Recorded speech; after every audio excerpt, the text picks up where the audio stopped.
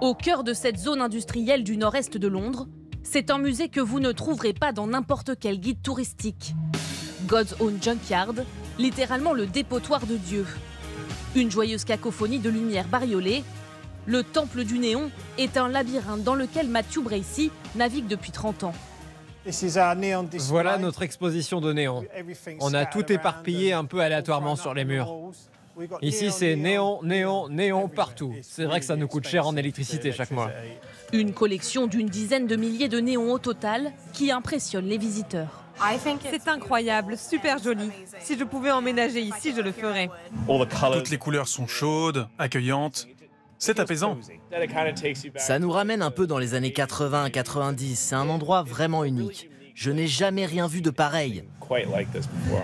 La passion de la famille Bracey pour cet art remonte à plus de 70 ans. Alors naturellement, le néon préféré du maître des lieux fait référence à cette histoire. Mon grand-père a fait ça pour l'émission de télé musicale Top of the Pops. Une histoire de famille qui s'écrit depuis 3 générations.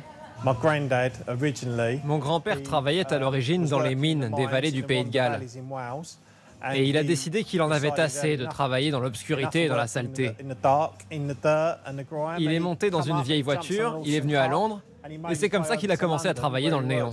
J'ai vraiment ça dans le sang. Un musée qui ne cesse de s'agrandir car Matthew Bracey et son équipe de souffleurs de verre créent jusqu'à 20 nouveaux néons par semaine, notamment pour des films. Mission Impossible, Batman, Charlie et la chocolaterie, une façon de préserver cet art délicat. Il faut choisir le moment parfait en fonction de la température du verre, pour que la flexibilité soit suffisante pour donner un mouvement au néon.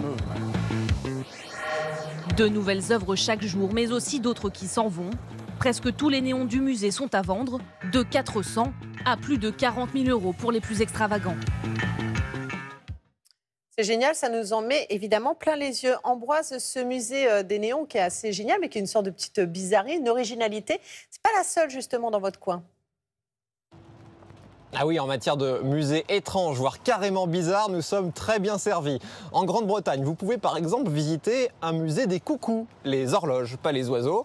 Il y a aussi un musée des haricots en boîte. Vous savez que c'est une passion britannique à l'heure du petit déjeuner. Eh bien, ils ont leur propre musée.